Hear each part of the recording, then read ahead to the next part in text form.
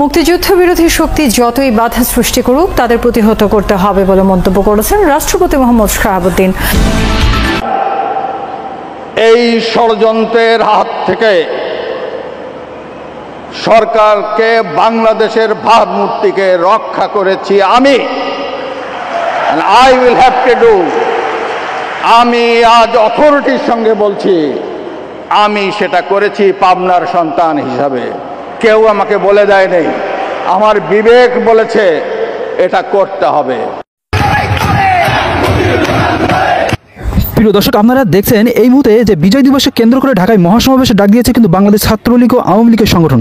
এবং আওয়ামী লীগের এই সংগঠন কিন্তু নিশ্চিত করেছে যে বিজয় দিবসেই যেন শেখ হাসিনাকে দেশে ফিরিয়ে আনতে পারেন, এমনটাই বক্তব্য রাখছেন তারা কিন্তু বিভিন্ন গণমাধ্যমে। তবে সেই সাথে রাজধানীর বিভিন্ন পয়েন্টে আপনারা দেখছেন যে পুলিশ এবং ছাত্রলীগের মধ্যেও কিন্তু তুমুল সংঘর্ষ চলছে।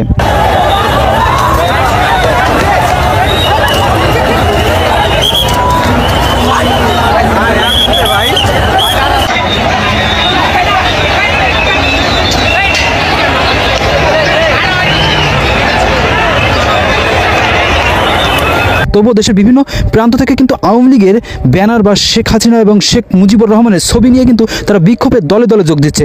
তারা জানিয়েছে যে আওয়ামী লীগ নেতাকর্মীর উপর যে ধরনের নির্যাতন, অবিচার এবং যেভাবে পুলিশের উপর হতাহত হয়েছে এবং যেভাবে নির্বিচারে হত্যা করা হচ্ছে, যা কোনোভাবে বাংলাদেশের জন্য কাম্য নাই, এমনটা জানিয়ে কিন্তু তারা স্লোগানে মুখরিত করছে ঢাকার রাজপথ।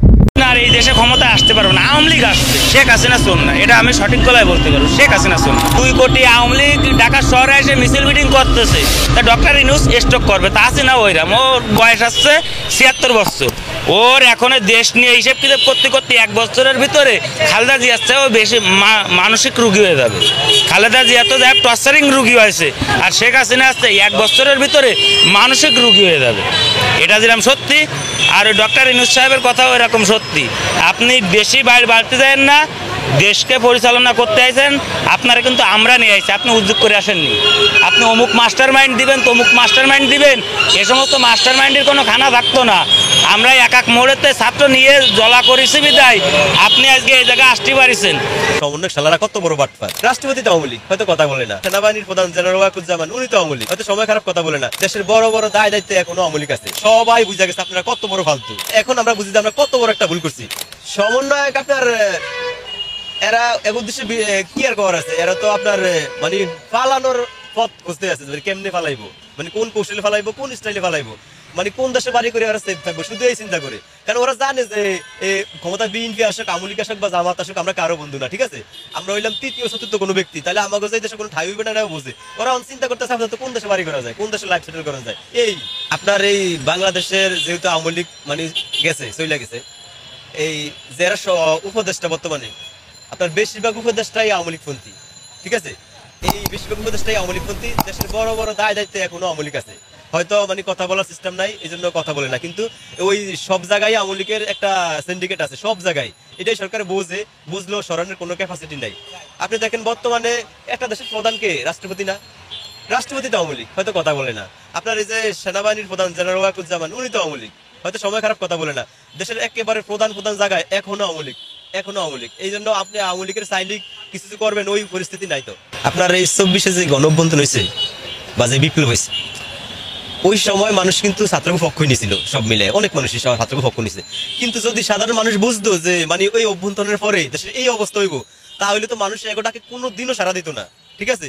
মানুষ তবে এছাড়াও কিন্তু বিভিন্ন রাজনৈতিক দলগুলো বিভিন্ন রকম বক্তব্য পেশ করছেন। তারা জানাচ্ছেন যে যারা কখনো রাজনীতি করেনি, রাজনীতির ময়দানে ছিল না, তারা দেশের কার্যক্রমে বা যে ধরনের ব্যাঘাত ঘটাচ্ছে বা বক্তব্য রেখেছে তা মোটেও কাম্য নাই। যারা কোনোদিন মিছিল করেন নাই, যারা কোনোদিন ঘাম ঝরান নাই, যারা কোনোদিন রক্তাক্ত হন নাই, যারা গুলিবিদ্ধ হন নাই, রাবার বুলেট খান নাই, তারা কিভাবে এসি রুমের সুশীল সমাজগিরি করতে করতে আজকে উপদেষ্টা হয়েছেন, সেই গল্পগুলোর সাথে কিন্তু এই হাজার হাজার শহীদের রক্ত জড়িয়ে আছে। যাদের রক্তের উপরে ভিত্তি করে আজকে আপনারা অন্তর্বর্তীকালীন সরকারের উপদেষ্টা হয়েছেন, মন্ত্রীর ফ্ল্যাগ নিয়ে দামি দামি কালো গ্লাসওয়ালা গাড়িতে করে ঘুরে বেড়াচ্ছেন, সরকারের প্রোটোকলে সারা বাংলাদেশে যাচ্ছেন, আপনারা ভুলে যাবেন না কোন কোন শহীদদের রক্তের উপরে ভিত্তি করে আজকের এই পরিবর্তন হয়েছে। এবং সেই সাথে সাধারণ জনগণ কিন্তু বিভিন্ন জায়গা থেকে জানাচ্ছে যে শেখ হাসিনাকে আমরা স্বৈরাচার বলে দেশ ছাড়তে বাধ্য করলেও বর্তমানে দেখা যাচ্ছে যে তার থেকেও কিন্তু বড় স্বৈরাচার হিসেবে গণ্য হচ্ছে অন্তর্বর্তীকালীন সরকারের প্রধান উপদেষ্টা ডক্টর ইউনূস। স্বৈরাচারের সময় আমরা ভালো ছিলাম, এখন ভালো নাই, এখন না কেমন আছি। তো 1000 টাকার ব্যাগের কোনায় তো পড়ে রয়েছে, সবজির কাছে গেলে তো মাথা ঘুরায়। বাচ্চাদের শরীরে পুষ্টি পারবো কি দিয়া? সবজি খাই তো পারবো। আগে শেখ হাসিনা কইছে পেঁয়াজ ছাড়া পানি দিয়া তরকারি খাওয়া যায়, এখন তো সবকিছুই দাম। পেঁয়াজ ছাড়া যে সবজি খাইবো, সবজিও তো দাম। প্রিয় দর্শক, মহান বিজয় দিবসের সাবেক প্রধানমন্ত্রী শেখ হাসিনাকে দেশে ফিরিয়ে নিয়ে আসার যে কার্যক্রম চলছে, অর্থাৎ মহান বিজয় দিবস উপলক্ষে যে কার্যক্রম চলছে ঢাকার রাজপথে, তার সাথে আপনি কতটুকু একমত তা অবশ্যই কমেন্ট করতে ভুলবেন না। সাথে আছি সম্রাট।